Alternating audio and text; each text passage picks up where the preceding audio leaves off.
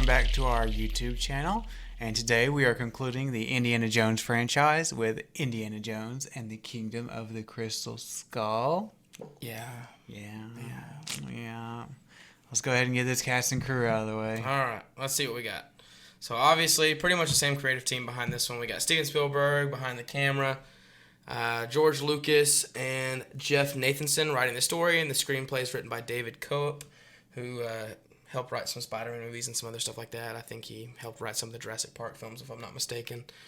Starring Harrison Ford, Kate Blanchett, Karen Allen is back playing Marion. We add to the cast John Hurt and Shia LaBeouf as well, and then there's some other people in there, but they're not super important. Movie was released in May of 2008, made for a budget of around $185 million, and hauled in about 790 or so at the box office. So it made money despite it being not too popular with the fans. So. Yeah, divisive among the fans, that's for sure. You know, like I said, I had actually seen this when it came out in theaters. You know, Dad took us to go watch it. That was, going on 12 years ago now? About 12 years ago. It's been over 12 years now. I haven't seen it since, so my memories of it were pretty vague. I just remember not really caring for it when I saw it. But you know what? I mean, obviously I knew that the fans did not like this movie. But as someone who's not a fan of Indiana Jones to begin with, I was willing to come into this movie and be like, okay, you know, I don't really care about the lore or whatever of Indiana Jones. So I'm willing to give this movie a chance and just kind of see if it's really as bad as people say. It is. Well, to be fair, I mean, we make it out to be like it's, you know, an absolutely, completely atrocious movie. It's got the critics gave it mostly positive reviews. It has a positive Metascore of like 65. It has a positive Rotten Tomatoes score. It's certified fresh at 78%. But it has like 6.2 or 3 stars or something like that, I think, on IMDb. And it has a 51% audience score on Rotten Tomatoes. That's not horrible. I mean, it's not great, but I mean, you look at something like some of the prequels and like say The Last Jedi or Rise of Skywalker, the audience score is way lower, and so I mean, it's not a good movie, that's for sure, but it's not absolutely atrocious. Well, you know, I'll say this as, again, someone who hasn't really, you know, been jumping up and down for these movies to begin with. I think that it is not, like, in terms of, and in my humble opinion, it doesn't feel that far removed from the other Indiana Jones films in terms of tone and you know, like their little adventure they go on or whatever. Now, it does jump the shark with the aliens and stuff. Yeah, the whole alien thing, I think, is where people get really off. It just doesn't seem, I guess people would say that, a lot of people say, you know, Indiana Jones is not necessarily very, like, super sci-fi-y per se. He's dealt with supernatural stuff, but in the past it's always been religious themed, and here it's pretty much religious themed, yeah. Or, you know, with Temple of Doom, I guess it's still kind of religious, like it's some sort of, you know, cult or whatever.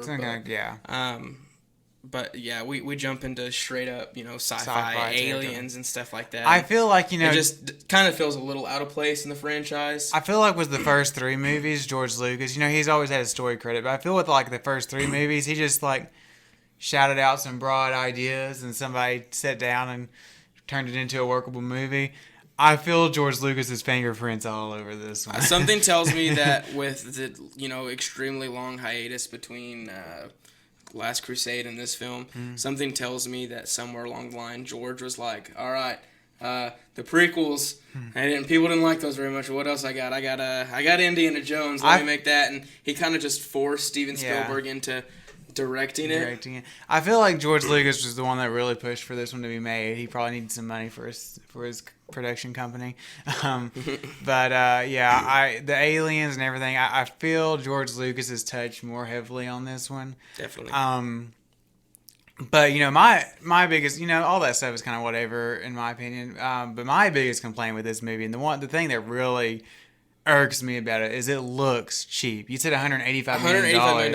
I don't know where they spent their money because they sure didn't spend that much on CGI. I guess they gave it to their cast, Harrison Ford and Kate Blanchett, and maybe a little bit of Shia LaBeouf. Maybe a little bit of Shia LaBeouf. I mean, he was coming off of Transformers. But Transformers, speaking of Transformers came out what, the year before? The year before, and it was made for about $35 million less. And it looks so much better than this movie. The prequels, we were talking about the prequels. I think all three of the prequels look... The prequels are glossy, but I mean, for the most part, they probably hold up, especially considering the fact that they're all CGI. Like, almost the entirety of the movies are I think CGI. they look quite a bit better than this, honestly. And I mean, there's some really cheap-looking CGI in this movie. The groundhogs at the beginning look atrocious. Yeah. The alien at the very end of the movie looks awful. I think pretty much every CGI and or green screen shot in this movie looks unconvincing at the very least. At best, it looks unconvincing. At worst, it just looks really, there's some really cheap. very obvious, green screen effects going on, and like the car chase sequence where they're fencing or whatever. Yeah, it's very obvious that was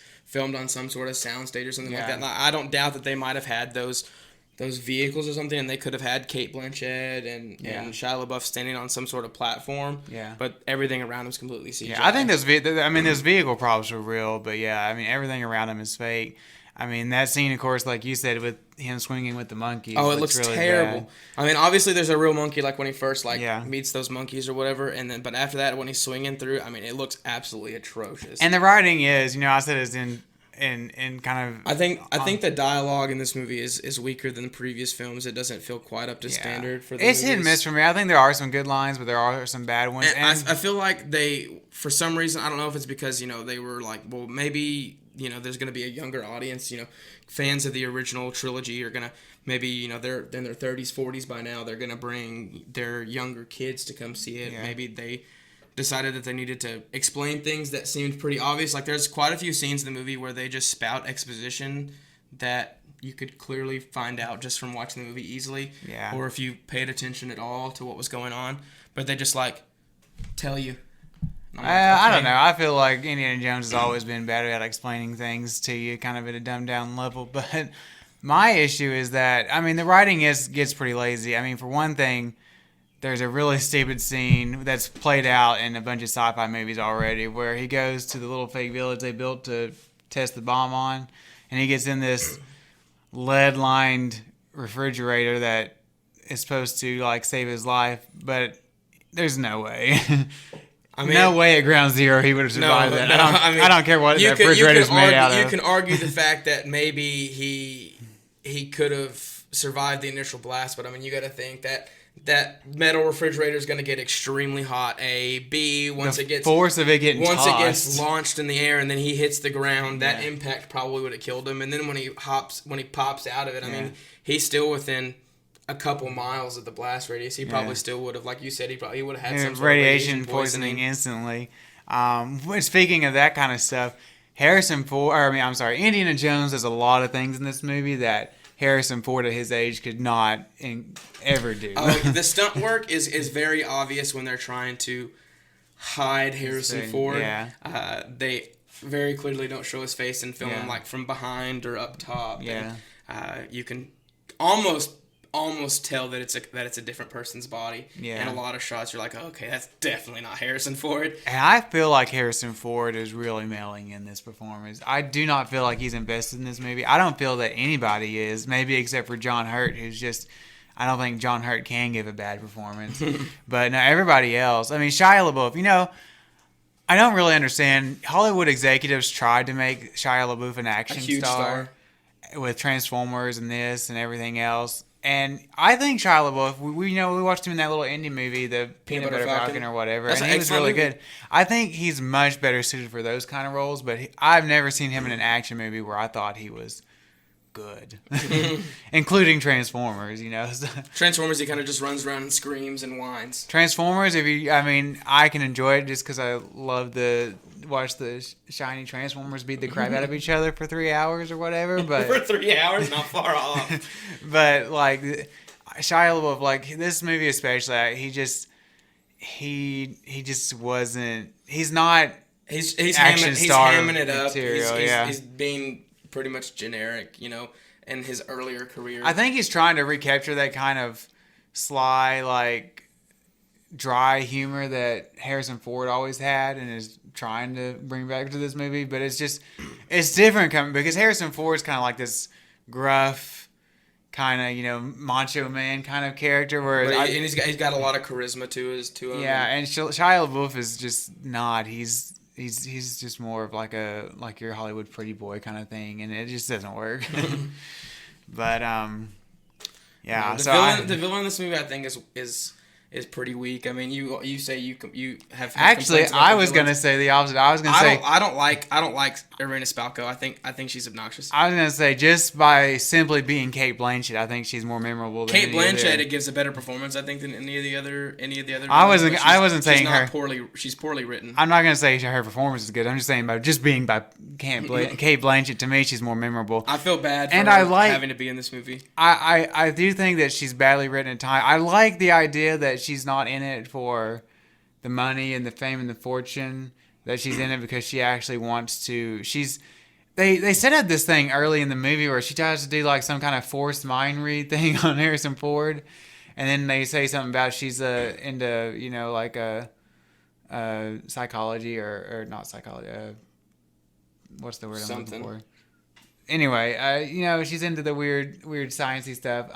But that never really comes back into play. Like I thought at one point in the movie that would help her like track Harrison Ford or something. She'd do something sci-fi stupid, but she never does. And no. I guess at the end, her mind. I'm not really sure what the alien's purpose was either. It like burns her alive with too much knowledge or something, and then it jumps to a different dimension. Okay, like that was it. Like the alien's gonna show up just to burn her alive. Like I don't know. I feel like I wish I'd have known more. Like I mean, I hate the fact that there's aliens in this movie, but if they're gonna have aliens, I wish there'd have been more than. I think the point was just for them to return the skull so the aliens could leave. And the skull, like sometimes it's magnetic, sometimes it's not.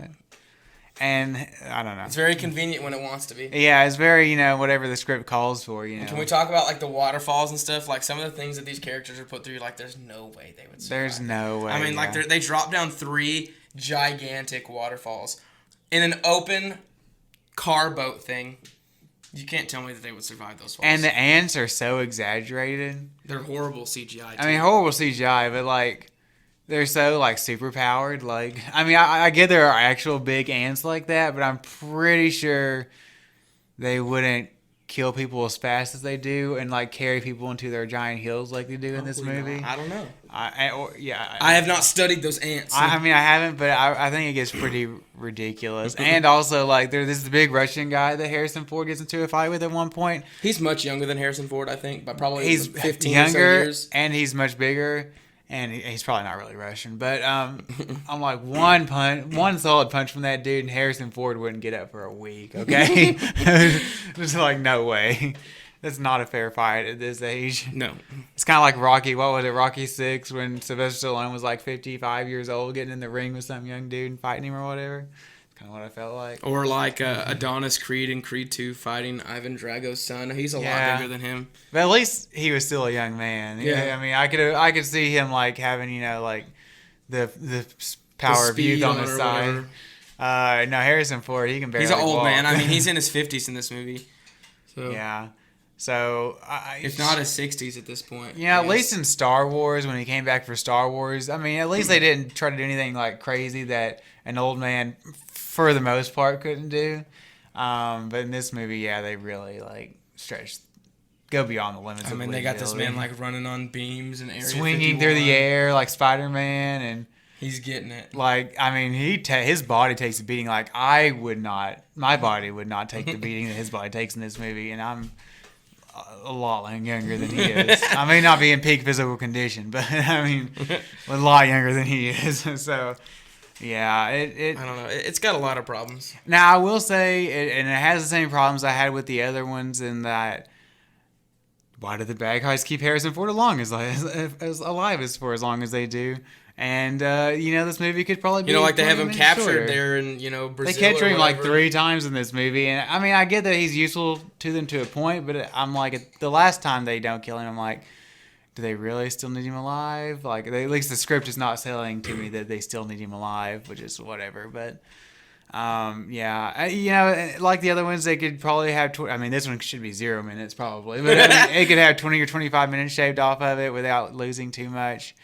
I think you could cut that car chase scene down by quite a bit.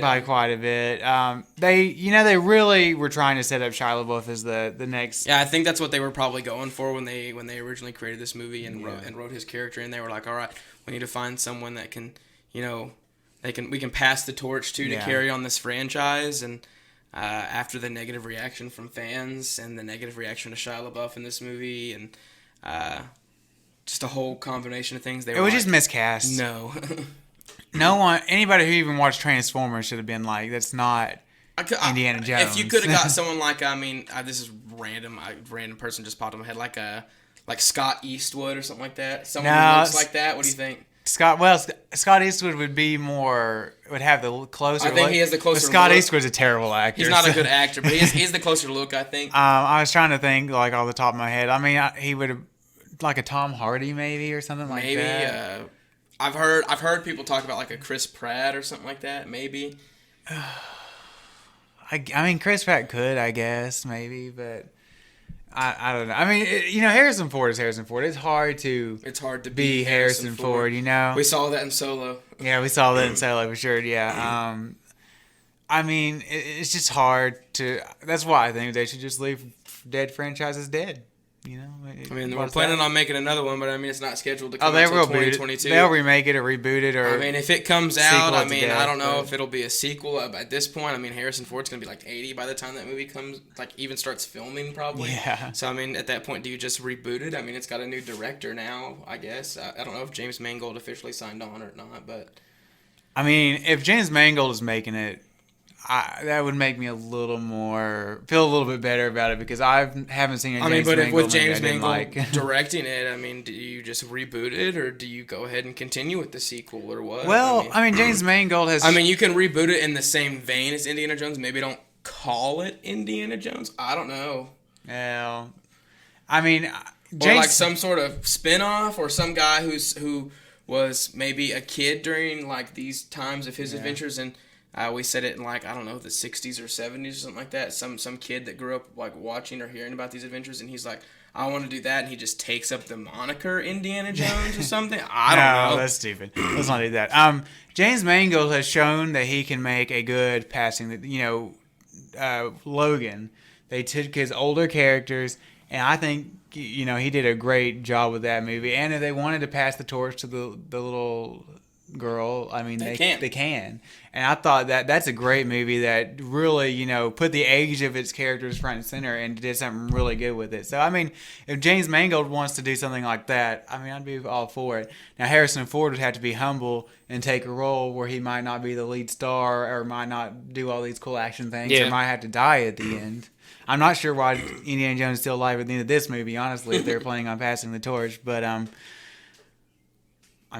like I said, I have confidence in James Mangold because I love his movies. Also, we have the whole wedding sequence at the end of this movie, the whole wedding scene at the very end. With Marion's character, if we continue, she's this, bad. She's really bad. If we continue this movie, and we do a sequel in 2022, do we write her character back in? Do we bring her back, or do we kill her off, or something? I think. What do you do with that? Just like they did with the prequels of Star Wars, I think they will do their best to ignore this movie, to ignore the fact that it exists. They might not just completely write it out of canon, but they'll reduce the number of references to it to the bare minimum they have to have. But hey, you guys remember that one thing? Yeah, okay, that's it. Yeah, and now look at the Star Wars sequel trilogy. It wishes it was as good as the prequels. Okay, so yeah, be careful what you wish for. Anyway, this video is going on a little longer than normal. You want to go into some buy it, stream it, skip it? I guess so. Well, if you're the big fan of the franchise, what did you think about this concluding thing? It's bad.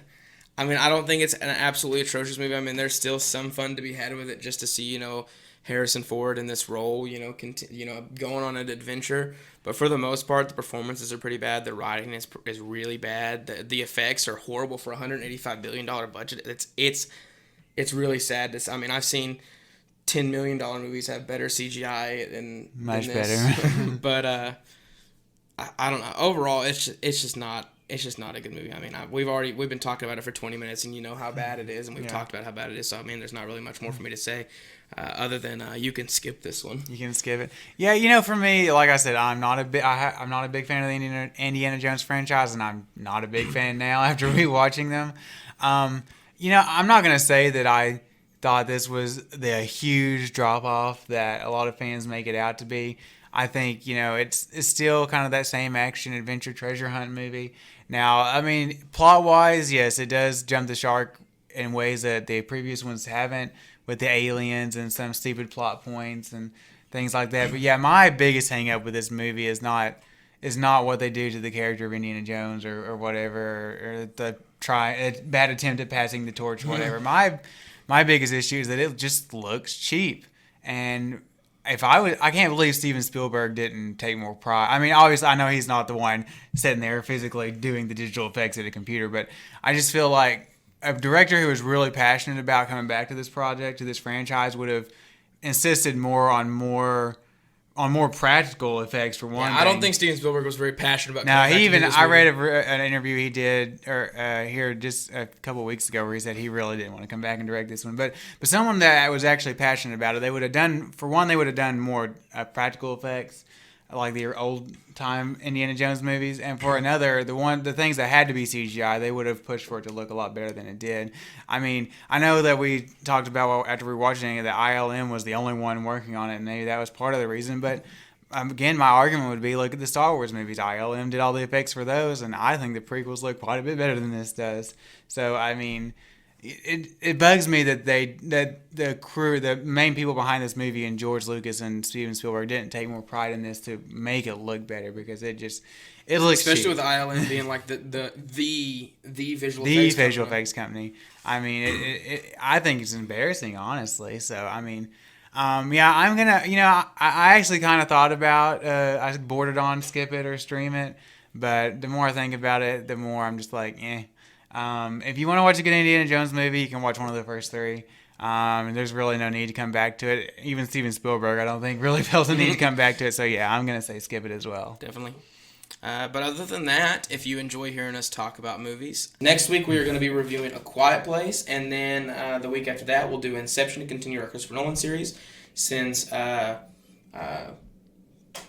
Tenet's been pushed back, and then after that we're going to start our Halloween retrospective. Yeah, the franchise that I'm really passionate about. The first one I would definitely consider a masterpiece to preview my thoughts as far as horror movies go.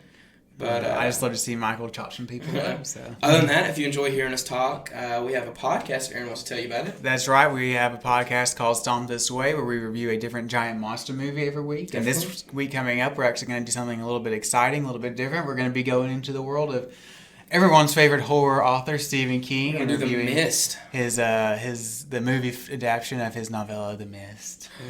So exciting stuff going on over there. But other than that, don't forget that we have some social media accounts. Yeah, we're up on Facebook, Instagram, and Twitter. We're still at DNA Film Wars on all those. So make sure you give us a like or a follow. Be sure to tell your friends about us. That's right. And don't forget to like this video and subscribe to our channel. And we'll see you next time. Catch you later.